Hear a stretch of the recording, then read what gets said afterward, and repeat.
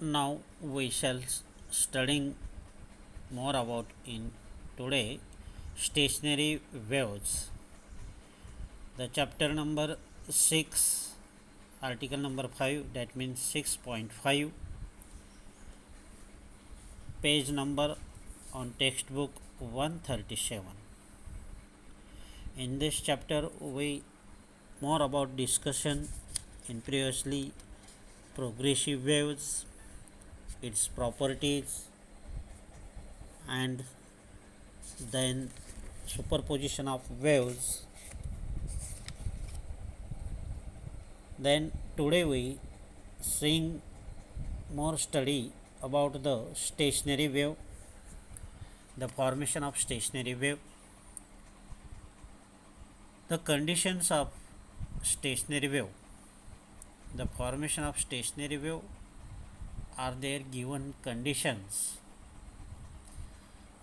In this case, use two progressive wave, and these two progressive wave must be have same amplitude,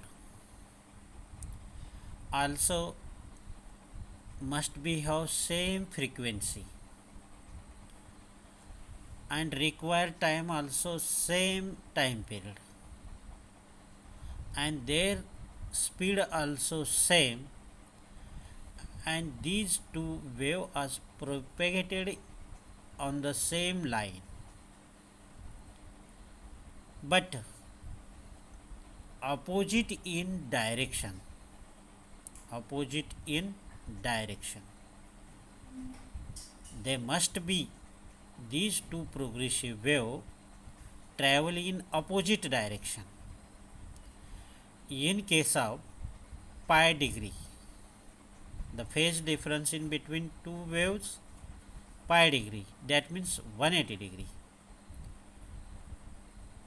which two wave these conditions are formed, these conditions are satisfied, these wave form stationary wave. What are the condition of? इथे condition काय आहेत stationery वेव्हच्या, की त्या दोन्ही wave एकाच same लाईनवर travel झाल्या पाहिजेत, त्या दोन्ही वेव्हचे अम्प्लिट्यूड सारखे पाहिजे, त्यांची फ्रिक्वेन्सी सारखी पाहिजे, त्यांची वेवलेंथ सारखी पाहिजे, टाईम पिरियड सारखे पाहिजेत, आणि व्हेलॉसिटी देखील सारखी पाहिजे. आता सारखे काय नको आहेत, त्यांचं प्रोपॅगेशन डायरेक्शन, ट्रॅव्हलिंग डायरेक्शन हे सारखं नको आहे. मग ते डायरेक्शन कसे पाहिजेत, अपोजिट पाहिजेत. आणि ते कितीनं अपोजिट पाहिजे, तर इथे 180 डिग्रीनं अपोजिट पाहिजेत. किती? 180 डिग्री, म्हणजेच पाय डिग्री इतकं अपोजिट पाहिजे. म्हणजेच याचा अर्थ एक वेव क्रेस्टनी जर जात असेल तर दुसरी वेव ट्रफनी गेली पाहिजे. एक वेव क्रेस्टनी जर फॉर्म होत असेल तर दुसरी वेव ट्रफनी फॉर्म झाली पाहिजे. तर मग अशा कंडिशन सॅटिस्फाईज करणारी आपण वेव प्रोड्यूस करूया इथे एक, म्हणजेच ती स्टेशनरी वेव, अशी सुपरपोजिशन वेव आपण करूया. साधा प्रयोग आहे. या प्रयोगामध्ये एक स्ट्रिंग घ्यायची आहे आणि त्या स्ट्रिंगचं एक टोक अशा रिजिड सपोर्टला बांधायचं आहे. As shown in figure, this is the string. It's one end is attach to this rigid support. एका रिजिड सपोर्टला बांधा. तुम्ही हा प्रयोग घरी करू शकताय. एक थोडीशी लांब स्ट्रिंग घ्या, तुमच्या घरच्या विंडोला खिडकीला कुठेतरी ती ॲडजस्ट करा, एक टोक बांधा आणि दुसरं टोक हे इथे आपल्या हातात पकडा. आणि ही स्ट्रिंग कशी असावी, स्ट्रेचेबल असावी, म्हणजेच ताणलेली, टाईट अशी पकडायची. मग असं केल्यानंतर पुढची प्रोसेस अशी आहे, आपण हे जी हातात पकडलेली स्ट्रिंग आहे ती स्ट्रिंग मूव करा, continuous move in up down अशी मूव करा. कशी मूव करायचं आहे? इन केस ही स्ट्रिंग असेल, याला अशी अप अँड डाऊन इथे मूव करा. मग हे मूव केलं तर काय होईल? या स्ट्रिंगवर वेव्ह क्रिएट होईल. आणि ती वेव्ह कशी क्रिएट होईल? तर तुम्ही हातात धरलेल्या हात टोक पासून अशी crest trough crest trough crest अशी वेव्ह क्रिएट होईल. आणि ही वेव्ह या डायरेक्शनने जात आहे, त्याला इन्सिडंट वेव्ह म्हणायचं. When the crest of this wave incident at rigid support, what happen? काय होईल? Then this crest is reflect in trough, तर आपल्याला ट्रफ मिळेल. म्हणजे इन्सिडंट क्रेस्ट असेल तर आपल्याला ट्रफ मिळेल. ही बाउंड्री कंडिशन आहे. आणि त्यानंतर मग alternately produce in backward direction, that means reverse direction, as like crest trough अशा टाईपचं ही वेव्ह आपल्याला पिवळ्या कलरची वेव्ह हे रिफ्लेक्टेड वेव्ह म्हणून आहे. आणि जी ब्लू लाईन आहे ती इन्सिडंट वेव्ह म्हणून आपण इथे दोन वेव्ह इथे कन्सिडर केलेले आहे इथे प्रोड्यूस झालेले आहेत. आणि यामुळं एक जाणारी वेव्ह आणि एक येणारी वेव्ह कंटिन्युअस होत असते. त्यामुळं हे स्ट्रिंगवरचे व्हायब्रेशन आपल्याला नंबर ऑफ लूपमध्ये दिसतात. आता इथे किती लूप फॉर्म झाले आहेत? 1 2 3 4 अँड हाफ, म्हणजे 4 लूप असे तयार झाले आहेत. आणि एक अर्धा लूप तयार झाला आहे. आपल्या हाताजवळचा अर्धा लूप आहे, कारण की या ठिकाणी व्हायब्रेशन होत असते, वर खाली हे व्हायब्रेशन होत असते. आणि इथे कंटिन्युअस मॅक्झिमम डिस्प्लेसमेंट असतो आपल्या हाताच्या जवळ. मग इथे maximum displacement of the string जे असते त्याला अँटीनोड म्हणायचं. आता याचे दोन भाग पडत आहेत, नोड अँटीनोड, नोड अँटीनोड. जिथे स्ट्रिंग मॅक्झिमम डिस्प्लेसमेंट असेल देर से अँटीनोड, इथेही अँटीनोड आहे. Here also antinode. मग त्या उलटमध्ये जिथे मिनिमम व्हायब्रेशन असेल तिथे नोड फॉर्म होतो. इथे मिनिमम व्हायब्रेशन आहे, इथे मिनिमम व्हायब्रेशन आहे. मग या ठिकाणी काय तयार होतो? नोड. अशा टाईपचं हे फॉर्मेशन ऑफ स्टेशनरी वेव्ह आहे. आता इथे एक आपण ऑब्झर्व केलं, at rigid support node is form. म्हणजे जिथे रिजिड सपोर्ट असेल, जिथे रिफ्लेक्ट होते, incident and reflect, there is form node. आणि जिथे क्रिएट होते इथे या ठिकाणी आपल्या हातात, तिथे अँटीनोड फॉर्म होतो. अशा टाईपचे आपल्याला 4.5 लूप असे इथे भेटलेले आहेत. इथे ओरिजिनल डायग्राम आतमध्ये तुम्हाला दिसेल. In this formation the black colour wave is incident wave and red colour wave is reflected wave. Here also C node, node, antinode continuously. Then another example we taking here. Next example, if the string fixed in two rigid support, what happen? जर का आपण ही string एक घेतली आणि त्या स्ट्रिंगला 2 rigid support असे उभे केले. आणि त्या दोन रिजिड सपोर्टमध्ये जर आपण ही स्ट्रिंग जर बांधलेली असेल अशा टाईपनं बांधलेली आहे समजा for example veena, sitar, guitar, the string is as like fix in to rigid support in tightly fix. तसंच इथे देखील आपण एक स्ट्रिंग दोन रिजिड सपोर्टमध्ये टाईटली फिक्स केले बांधलेली आहे. देन नाव मग आता पुढे काय करायचं आहे? पुढे आपण असं करायचं आहे की त्याला मध्यभागी पकडून सोडून द्यायचं आहे, म्हणजे stretched string at middle. Then we get a stationary wave or standing wave.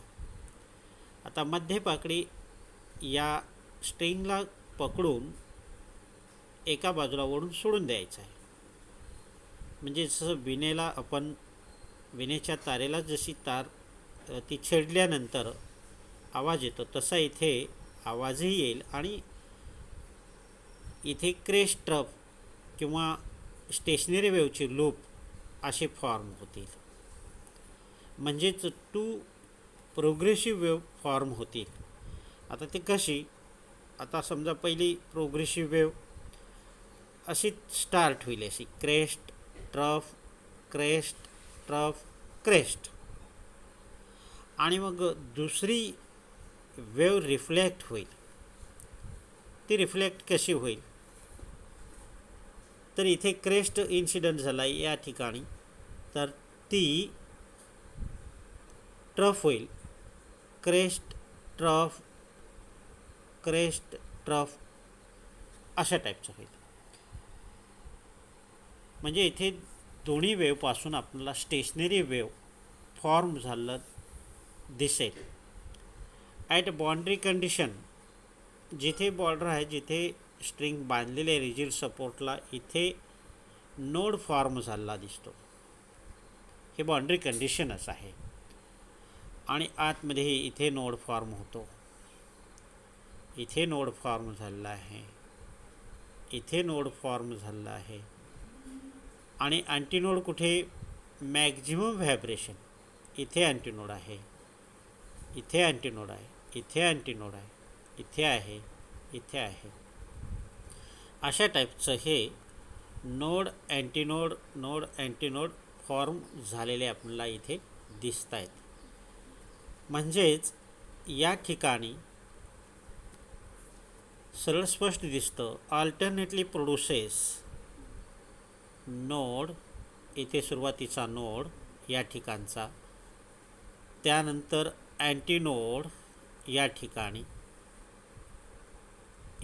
Node antinode node antinode node antinode node alternately produces हे आपल्याला इथे दिसतं. तर नोड आणि अँटीनोड म्हणजे काय, त्यांच्या क्लिअरली डेफिनेशन काय असतील तर त्यांच्या डेफिनेशन इथे दिलेले आहेत. नोड कुणाला म्हणायचं? द मिनिमम डिस्प्लेसमेंट,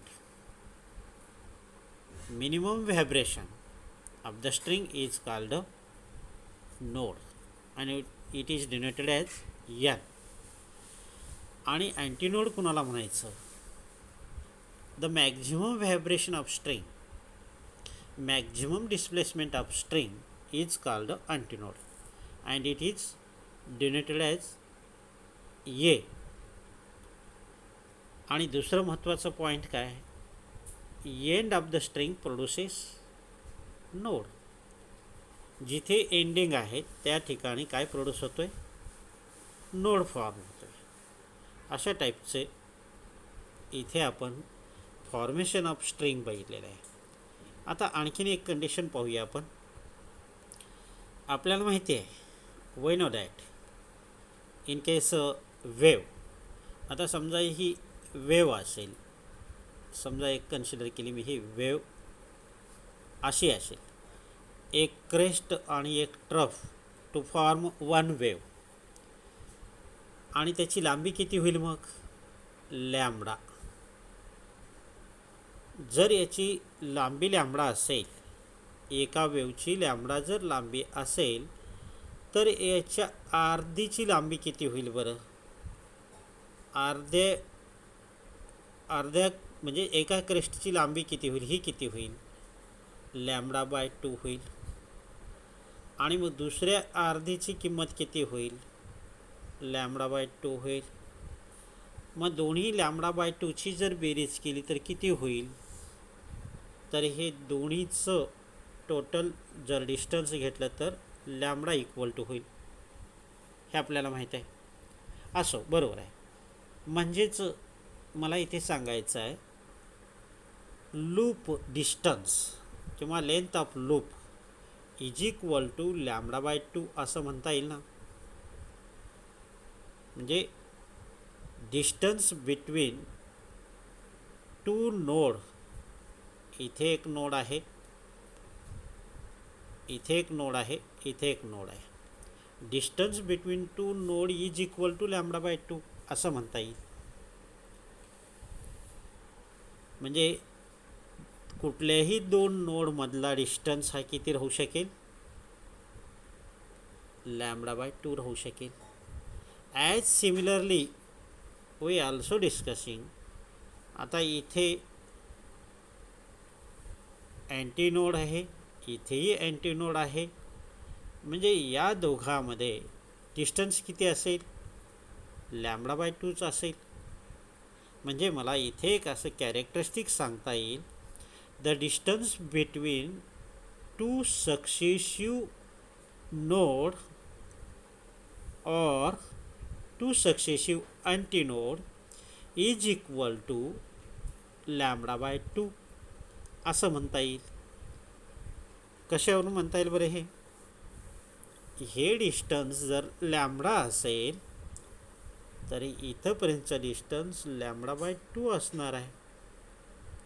म्हणून इथे या दोघांमधला डिस्टन्स नोड λ/2 असणार आहे. त्याच पद्धतीनं या ठिकाणचं डिस्टन्स आल्सो, हे अँटीनोड आहे, या ठिकाणचं डिस्टन्स λ/2च असणार आहे. म्हणजेच दोन्ही पॉईंटमधलं डिस्टन्स सारखं आहे. नोडमधलं सक्सेसिव्ह नोड आणि सक्सेसिव्ह अँटीनोड यामधलं डिस्टन्स सारखं आहे. आता त्यानंतर मला आणखीन एक असं सांगावं असं वाटतं तुम्हाला इथे एक्स्ट्रा. हा डिस्टन्स किती असेल? आता कोणता? आता इथला डिस्टन्स किती असेल? हा डिस्टन्स किती असेल? इथे हा नोड आहे आणि इथे अँटी नोड आहे. हा डिस्टन्स किती असेल? काय सांगता येईल का? हे डिस्टन्स समजा हा डिस्टन्स तुम्हाला λ/2 आहे, तर त्याचा निम्मा भाग म्हणजेच नोड आणि अँटीनोड डिस्टन्स किती असेल इतका? तर λ/4 असेल. म्हणजेच distance between node and antinode = λ/4 असेल. किंवा distance between antinode and node successive, there distance between λ/4 असा असेल. तुम्ही प्रत्यक्ष वहीमध्ये करून पहा, तुम्हाला ते लक्षात येईल. अशा टाईपचं आपण फॉर्मेशन ऑफ स्टेशनरी वेव्ह इथे बघितलेलं आहे. तर नंतरच्या पिरियडला आपण equation of stationery wave on the stretched string हे आपल्याला बघायचं आहे. हा मोठा आर्टिकल आहे, आपण डिटेल हा आर्टिकल नंतर अभ्यासू. तत्पूर्वी तुम्ही हे वाचन करून ठेवायचं आहे. अशा टाईपचं हे तुम्हाला फॉर्मेशन ऑफ स्टेशनरी वेव्ह कळलेला असेल. तर इथे आपण रेस्ट घेऊया, थांबूया.